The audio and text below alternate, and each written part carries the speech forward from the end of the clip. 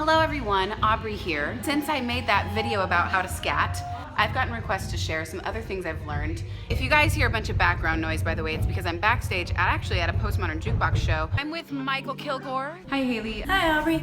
It's Casey Abrams. Thank you, Casey.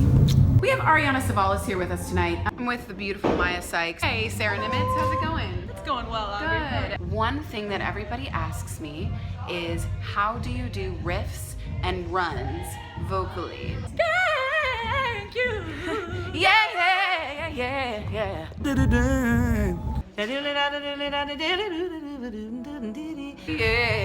Yeah.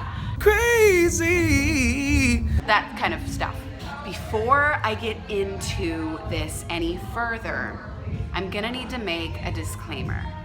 Don't do them. Okay, I have a reason. Often, people will do impressive vocal riffs and runs at the expense of real emotion. Think about it this way. If you're a singer and you're on stage, would you rather have your audience be impressed by your performance, or would you rather have them be moved by your performance? What do you think about riffs and runs, vocally speaking? So, think of it this way, like, you got a big old juicy, tantalizing pie, right? Uh-huh.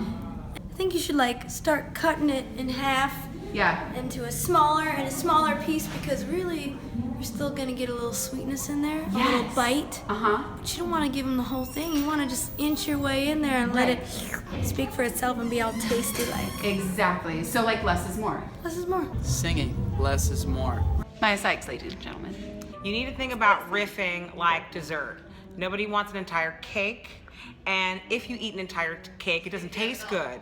After a while, You no. need to have a dessert that's balanced, and less is always more, because if you give a lot of riffing in a song, nobody has time to digest your wonderful ideas. Right. It's a sugar-themed night this evening. Thank you, Maya.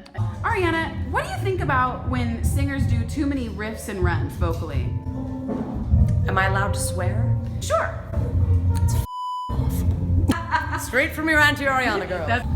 You know, I gotta be honest, I do some of that sometimes. I'm gonna be honest and tell you, I do use them. Please use it sparingly. You do. But it's a balance. It's a but you do balance. what you- Balance. I think we've driven a point home. The most important thing about riffing is know where you're going. Because most people get lost halfway through a riff. Yeah. If you know exactly where you want to land, odds are you're gonna make it there. Here's how you do it. Start slow and inch your way up in speed. I know the answer's really boring. Use a metronome. Try exercising on a riff like this. In one of my songs, I say the word burning, burnin'. You take away the G because we're cool. Burnin', burnin'.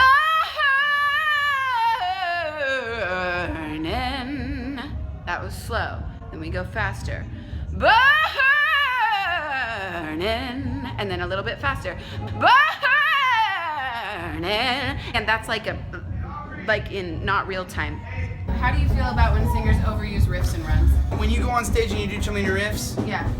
I look at it as giving a compliment or saying hello or greeting. Right. Like, if you see someone that you know, you're not gonna be like, oh, hey friend, how's it going? I'm your best friend, how's it going?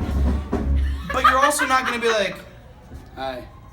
Tell us what you think about how singers can best learn how to riff and run, or maybe best avoid. Musicality is so important, and I love when people can do tasty riffs and runs, but it can't be at the expense of the story.